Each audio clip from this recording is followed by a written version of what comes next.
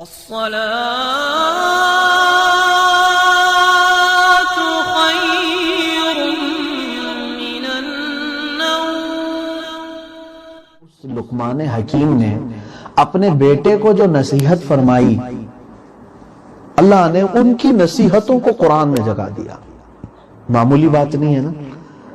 اور یہی سے سمجھ میں آتا ہے کہ ہر باپ اپنے بیٹے کو کیا کیا نصیحت کرے۔ باپ کی ذمہ داری اولاد کی تربیت میں کہاں تک عمل دخل رکھتی ہے، یہ سمجھنے کی ضرورت ہے۔ میں مختصر انداز میں عرض کروں گا۔ پہلے تو یہ آیتیں سن لیں۔ قرآن حکیم کہتا ہے وَإِذْ قَالَ لُقْمَانُ لِابْنِهِ وَهُوَ يَعِظُهُ، اور یاد کرو جب لقمان نے اپنے بیٹے کو نصیحت کرتے ہوئے یہ کہا، یا بنی لا تشرک باللہ ان الشرک لظلم عظیم، اے بیٹے اللہ کے ساتھ کسی کو شریک نہ ٹھہرانا، شرک بہت بڑا ظلم ہے۔ سب سے پہلی نصیحت کیا کیا لقمان حکیم نے؟ شرک سے بچنے کے لیے۔ یہاں اب تو باپ ایسے ہیں کہ خود ان کو شرک کی ڈیفینیشن معلوم نہیں، اپنے بچوں کو کیسے بتائیں گے؟ پھر بھی میرے عزیزو، ہمارے ہاں بچپن سے یہ طریقہ رہا ہے، بچوں کو انگلی اٹھا کر کے ہم کیا ان کو سکھلاتے ہیں؟ اللہ ایک ہے، اللہ ایک ہے۔ بچے ہمارے بولتے ہیں، یہ اچھی چیز ہے، یہ قرآنی تعلیم ہے، قرآنی تربیت ہے۔ اب بچوں کے ذہن و دماغ میں اتنا راسخ کر دو کہ اگر وہ دو کہنے لگ جائے تو آپ ناراضگی کا اظہار کرو۔ اس بچے کو بچپن سے ہی سمجھ میں آ جائے کہ یہ اس میں دو ہو ہی نہیں سکتا، آپشن ہے ہی نہیں ہے۔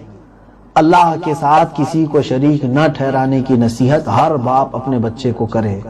اور اس کے بعد کی نصیحتیں لقمان حکیم نے کہا، یا بنی اقیم الصلاۃ، اے بیٹا نماز قائم کر، وَأْمُرْ بِالْمَعْرُوفِ وَانْهَ عَنِ الْمُنْکَرِ، اچھی بات کا حکم دے لوگوں کو، برائیوں سے روک، وَاصْبِرْ عَلَى مَا أَصَابَكَ، اور جب بھی تجھے کوئی مصیبت آئے تو اس پر صبر کر لے۔ اور پھر برائیوں کے متعلق دیکھیں، سب سے بڑی ایک تربیت میں کیا بتاؤں آپ کو، آج ہمارا طریقہ یہ ہے کہ ہم ہمیشہ پیچھے لگ کر کے ان کو صحیح کرنے کی کوشش کرتے ہیں، اور کچھ تو پوری طور پر ڈھیل چھوڑ چکے ہیں۔ دونوں غلط طریقے ہیں۔ ایک بچوں کے اس طرح سے اوپر سوار رہنا کہ ان کو ذرا بھی ہنسنے کا موقع نہ ملے، کھیلنے کا موقع نہ ملے، یہ بھی تربیت نہیں ہے۔ اور نہ ہی اس طرح سے آوارہ چھوڑ دینا کہ وہ ہر ایک کے ناک میں دم کر کے رکھے، یہ بھی تربیت نہیں ہے۔ ہاں، آپ یہ سوچتے ہوں گے کہ میں جتنا ہو سکے ڈرا دھمکا کے میرے بچے کو سیدھے راستے پر لاؤں۔ ہوتا یہ ہے کہ تمہاری نظروں سے جہاں بچہ گیا پھر وہ کھل گیا، وہ اپنی فطرت پر آ گیا۔ تم اپنے خوف کے ساتھ بچوں کی کب تک تربیت کرو؟ کچھ لوگوں نے کیمرے لگوائے مدرسوں میں، اسکولوں میں، ہم نے دیکھا ہے کہ بچوں کی نگرانی کے لیے کیمرے لگوائے جائیں، ٹھیک ہے، ان کی دیکھ ریکھ کے لیے، لیکن میں سمجھتا ہوں جو سب سے بہترین کیمرہ اور نگرانی ان کی ہونی چاہیے وہ کیسے؟ وہ حضرت لقمان نے اپنے بیٹے کو کہا، یا بنی انہا ان تک مثقال حبۃ من خردل فتکن فی صخرۃ او فی السماوات او فی الارض یأتی بها اللہ، اے بیٹا اگر تو نے برائی کر لی، اور وہ بھی رائی کے دانے کے برابر بھی اگر تو نے برائی کر لی، چاہے تو پہاڑ کے اندر جا کر کے کر، آسمانوں میں جا کر کر، یا زمین کے نیچے جا کر کر، اللہ تجھے وہ سامنے لا کر دکھائے گا۔ یہ ہوتی ہے تربیت، بچے کے ذہن میں کس بات کا خوف ڈالنا کہ اللہ تجھے دیکھ رہا ہے، تو اس کے ذہن میں ہمیشہ یہ بات رہے گی کہ میرے ماں باپ اگرچہ میرے ساتھ نہیں لیکن میرا مولا مجھے دیکھ رہا ہے۔ تربیت اولاد میں یہ بہت اہم ہے، بچوں کو خوف خدا ڈالنا۔ اب میں اولاد کی تربیت کے متعلق احادیث رسول اگر میں آپ کو بتاؤں، اللہ کے نبی صلی اللہ تعالی علیہ وسلم نے فرمایا، ما نحل والد من افضل من ادب حسن، کوئی باپ اپنے بیٹے کو سب سے قیمتی تحفہ اگر کچھ دے سکتا ہے تو اچھے اخلاق ہے۔ جس باپ نے اپنے بچے کو سب سے اچھے اخلاق دیے، سمجھ لو کہ اس باپ نے اپنے بیٹے کو بہت بڑا تحفہ دیا۔ لیکن یہاں ہوتا یہ ہے کہ ہر باپ اس چکر میں ہے، میرے فلاں بیٹے کے لیے ایک گھر تیار رہے، فلاں بیٹے کے لیے اتنی جائیداد، اس کے لیے ایک دکان، تم 1000 دے کر کے جاؤ، اگر حسن اخلاق تم نے نہیں دیا تھا تو اس بچے کو تم نے کچھ نہیں دیا، یہ دنیا تو ویسے ہی ضائع کر دے گا وہ۔ ختم کر دے گا۔ ہم نے ایسے بھی بچے دیکھے ہیں جن کے باپ یہ کہتے تھے کہ میرے بیٹے کو میں نے اتنا کما کر کے رکھا ہے کہ اس کی 7 پشتیں گزر جائیں گی، مال میرا ختم نہیں ہوگا، اور وہ پشت ابھی بھی موجود ہے ہمارے سامنے، اب بھیک مانگ رہا ہے وہ بیٹا، جس کے باپ نے کہا تھا میرا بیٹا 7 پشتوں تک اس کی نسل میں میرے مال سے کھا سکتے ہیں، اسی بیٹے کو آج میں خود دیکھ رہا ہوں وہ بھیک مانگ رہا ہے۔ آج سارا مال کسی دوسرے نے ہڑپ لیا، ختم ہو گیا ہے۔ تم جو دے رہے ہو یہ تحفہ اصل نہیں ہے، حسن اخلاق سب سے بہترین تحفہ ہے۔ حضرت عبداللہ ابن عباس رضی اللہ تعالیٰ عنہ سے حدیث ہے، سیدنا عبداللہ ابن عباس رضی اللہ تعالیٰ عنہ نے پوچھا یا رسول اللہ صلی اللہ تعالیٰ علیہ وسلم قد علمنا ما حق الوالد فما حق الولد یا رسول اللہ، اے اللہ کے رسول صلی اللہ علیہ وسلم والد کا کیا حق ہے وہ تو ہمیں معلوم ہو گیا، آپ نے فرما دیا ہے، باپ کے حقوق کیا ہے، لیکن بیٹے کے حق کیا ہیں ہمارے اوپر؟ حضور اکرم صلی اللہ علیہ وسلم نے فرمایا قال ان یحسن اسمہ یحسن ادبہ، سب سے بڑا حق تمہارے اوپر یہ کہ اس کا اچھا نام رکھو اور اس کا اچھا ادب۔